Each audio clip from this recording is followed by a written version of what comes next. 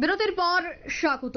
1 ফেব্রুয়ারির দিকে প্রত্যেকের নজর রয়েছে, কারণ এদিন নির্মলা সীতারামন বাজেট পেশ করবে। কিন্তু বাজেটের পরে বিশাল কর্মসূচি এবার কৃষক নেতাদের। 8 এবং 9 ফেব্রুয়ারি সংসদ কার্যালয়ে ঘেরাও অভিযানের এবার ডাক দিয়েছে সংযুক্ত কিষাণ মোর্চা। বাজেট অধিবেশন চলাকালীন এই বড় আন্দোলনের পথে কিষাণ মোর্চা। তবে কি মোদী বিরোধী আন্দোলন আরো সক্রিয়, আরো তৎপর? সে বিষয় নিয়ে বিস্তারিত জানবো। টেলিফোন লাইনে যুক্ত হয়ে গেছে এক্সিকিউটিভ এডিটর নীল বণিক। নীল, ইতিমধ্যে বাজেট নিয়ে কেন্দ্রীয় সরকার চিন্তা ভাবনা করছে, কিন্তু তারই মধ্যে এই যে একটা বড় কর্মসূচির ডাক দিয়েছে সংযুক্ত কিষাণ মোর্চা, কতটা চাপে রয়েছে বাজেটের আগে কেন্দ্রীয় সরকার?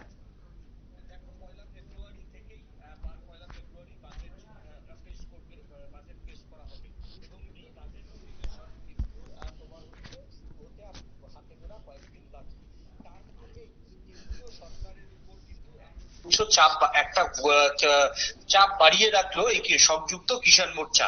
গতকাল জরুরি বৈঠক দিল্লিতে করে সংযুক্ত কিষাণ মোর্চার কেন্দ্রীয় নেতৃত্বরা। সেখানেই ঠিক হয় যে বাজেট অধিবেশনের আগে কৃষি দেশের কৃষকদের সমস্যা এবং তাদের কৃষকদের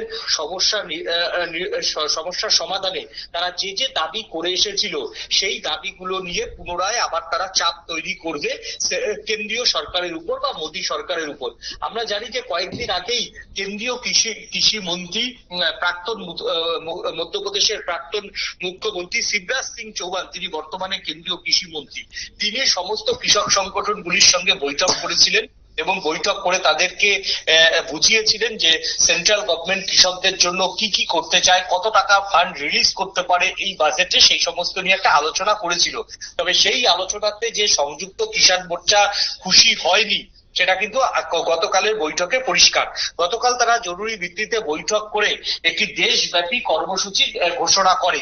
সেই দেশব্যাপী কি, আগামী 8 এবং 9 ফেব্রুয়ারি তারা সেন্ট্রাল গভর্নমেন্টকে সমর্থন করে যে সমস্ত রাজনৈতিক দলগুলি রয়েছে, অর্থাৎ এনডিএ সমর্থিত সমস্ত রাজনৈতিক দলের এনডিএর মধ্যে যে রাজনৈতিক দলগুলি রয়েছে সেই রাজনৈতিক দলের প্রত্যেক সাংসদ কার্যালয় ঘেরাও করবে বলে একটা তারা সিদ্ধান্ত নিয়েছে এবং সেটা 48 ঘন্টা ব্যাপী এই তাদের ঘেরাও যে কর্মসূচি, সেই কর্মসূচি কিন্তু চলবে।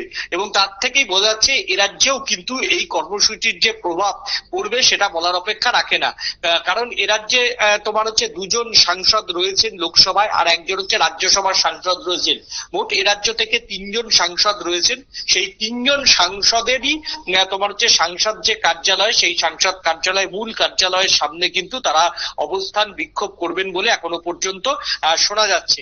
এবং সেই সঙ্গে আরো একটা সূত্রের খবর যে 8 এবং 9 ফেব্রুয়ারি সাংসদের বাড়ির সামনেও গুটি কয়েক এই কিষাণ মোর্চার যারা নেতারা রয়েছেন তারা সেখানে অবস্থানে বসবে। তবে সেই অবস্থান কোনো মুহূর্তেই আইন ভাঙবে না এবং আইন মেনে সেখানে গোটা 10 জন কি 12 জন বসতে পারে এমনটাই শোনা যাচ্ছে। তবে সেই বিষয়ে এখনো সংযুক্ত কিষাণ মোর্চার যারা নেতৃত্বরা রয়েছেন তারা প্রকাশ্যে কিন্তু এই কর্মসূচির কথা ডিক্লিয়ার করেনি। তারা এইটাকে প্রতীকী হিসেবে ব্যবহার করতে চাইছেন, অর্থাৎ এনডিএ সমর্থিত যে সমস্ত সাংসদদের তাদের বাড়ির সামনে জোনা 5 কৃষক নেতারা গিয়ে তারা সেখানে বসে থাকবেন এবং এটা তাদের প্রতীকী অবস্থান।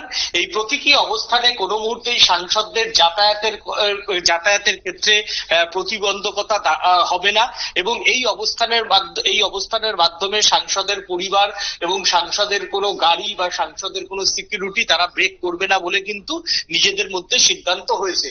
তবে এই কর্মসূচিটা এখনো পর্যন্ত আপাতত তারা ঘোষণা করেনি, প্রকাশ্যে ঘোষণা করেনি, এটা সূত্রের খবর। 8 ও 9 ফেব্রুয়ারি সাংসদদের বাড়ি এবং কার্যালয়ের সামনে ধর্নায় বসবেন আন্দোলনকারীরা। কেন্দ্রের সঙ্গে আলোচনার আবহেই মোদী বিরোধী আন্দোলনে আরো জোরদার করতে চলেছেন বিক্ষোভকারী কৃষকরা।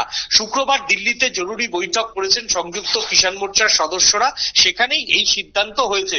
অর্থাৎ বাজেট অধিবেশনের আগে সেন্ট্রাল গভর্নমেন্ট বা কেন্দ্রীয় সরকার এবং কৃষি মন্ত্রক এবং সেই সঙ্গে কেন্দ্রীয় অর্থমন্ত্রী তার উপর কিন্তু একটা চাপ কিন্তু কোথাও একটা বাড়িয়ে রাখলো এই সংযুক্ত কিষাণ কিষাণ মোর্চার সদস্যরা, এবং সেই সঙ্গে তাদের যে দাবি দাবাগুলি, অর্থাৎ সহায়ক মূল্য, যে ফসলের সহায়ক মূল্যের দাবিতে তারা এই অবস্থান বিক্ষোভ বসছে, সেইটা নিয়েও তারা আগামী দুদিন দিনভর প্রচার করবে এবং দিনভর তারা ছোট ছোট স্ট্রিট কর্নারের মাধ্যমে এই অবস্থান বিক্ষোভের কথা তুলে ধরবে বলে জানিয়েছে।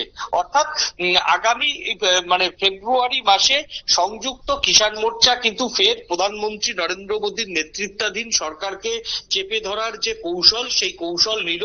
সেই সঙ্গে তাদের দাবি দাবা যে পূরণ হয়নি, কৃষকদের সেন্টিমেন্টের যে বিষয়টা, সেটা আবারও দেশবাসীর সামনে নিয়ে আসার জন্য এইরকম একটা কর্মসূচি নেওয়া হয়েছে। পাশাপাশি আমরা সবাই জানি যে দিল্লি বিধানসভা নির্বাচনের প্রচার চলছে। দিল্লি বিধানসভা নির্বাচনের প্রচার প্রাক্কালে এইরকম একটা কর্মসূচি কিন্তু অত্যন্ত গুরুত্বপূর্ণ। কারণ দিল্লি বিধানসভা নির্বাচনের আগে সংযুক্ত কৃষক মোর্চা তারা সরাসরি সেখানে কংগ্রেসকেও সমর্থন করতে পারছে না, তারা সরাসরি আবার আপকেও সমর্থন করতে পারছে না। যেহেতু দিল্লি বিধানসভাতে কোন রকম কোনো জোট হয়নি, ইন্ডি জোট হয়নি, সেই সময়তে দাঁড়িয়ে দিল্লির বুকে সব থেকে যে বড় কৃষক আন্দোলন, সেই কৃষক আন্দোলনের ক্রিম কারা খাবে? কংগ্রেস খাবে না আপ খাবে? তা নিয়ে একটা চর্চা চলছে। সেই চর্চার মধ্যে বামপন্থী কিছু কৃষক সংগঠন তারা চাইছিল যে যেহেতু ইন্ডি জোট হয়নি, তারা কাউকেই প্রকাশ্যে সমর্থন করা উচিত না, বা প্রকাশ্যে কাউকে সমর্থন করবে না। তাহলে তাদের কি করা উচিত? বিজেপি বিরোধী অবস্থানটা ক্লিয়ার করা উচিত, এবং বিজেপি বিরোধী যাতে অবস্থান ক্লিয়ার করার জন্য এমন কোন কর্মসূচি নেওয়া উচিত যেই কর্মসূচিটা বিজেপিকে বেকায়দায় ফেলবে। এবং সেই জন্যই তড়িঘড়ি এই আন্দোলন। এবং সেইখানে দেখো, তারা একবারও মুখে বলছে না যে কংগ্রেসকে ভোট দাও, আবার বলছে না আপকে ভোট দাও, কারণ দুজনই তো ইন্ডি জোটের শরিক, এবং ইন্ডি জোটকে সমর্থন ইন্ডি জোট হয়নি, কাকে সমর্থন করবে? কৃষক নেতারা এখন একটা চরম প্রবলেমের মধ্যে পড়েছে। সেই প্রবলেমটা থেকে বেরোতে গিয়েই কার্যত এই বাজেট অধিবেশনের নামে ঘুরিয়ে বিজেপিকে চাপে রাখতে এবং দিল্লিতে নিজেদের অবস্থান তুলে ধরতে। কারণ এই সংযুক্ত কিষাণ মোর্চাও কিন্তু একটা বড়লক, সেখানে কংগ্রেস সমর্থিত কৃষক সংগঠনগুলি রয়েছে, সেখানে আপের নিজস্ব কৃষক সংগঠন রয়েছে, সেখানে বামপন্থী কৃষক সংগঠনগুলি রয়েছে, অন্যান্য অনেক কৃষক সংগঠন, গণসংগঠন রয়েছে। তাহলে এরা কাকে সমর্থন করবে? এর তো কোনো জবাব নেই। তার জন্যই তারা ঘুরপথে এনডিএ সমর্থিত যে সমস্ত সাংসদরা রয়েছেন তাদের বাড়ির সামনে একটা ধর্ণা অবস্থান রেখে দিল্লি বিধানসভার আগে বিজেপিকে একটা চাপে রাখার কৌশল, বা প্রধানমন্ত্রী নরেন্দ্র মোদী সরকারকে একটা চাপে রাখার কৌশল নিয়েছে বলেই মনে করছেন রাজনৈতিক মহলের একাংশ। ধন্যবাদ নীল। অর্থাৎ মোদীকে চাপে রাখা, বাজেট অধিবেশনের আগে 8 এবং 9 ফেব্রুয়ারি তাদের যে কর্মসূচি, সেই কর্মসূচির আহ্বান বাজেটের আগেই করে দেওয়া, আর এই তারিখের ঘোষণা, এই আন্দোলনের যে কথা, সে কথা আগেই অগ্রিম জানিয়ে দেওয়া, এবং এই অগ্রিম জানিয়ে কেন্দ্রের উপর চাপ সৃষ্টি করা, সবটাই একটা কৌশল বলেই কিন্তু মনে করছে রাজনৈতিক বিশ্লেষকরা। নিয়ে নিচ্ছে এই মুহূর্তে ছোট্ট একটি বিজ্ঞাপন বিরতি, সঙ্গে থাকুন।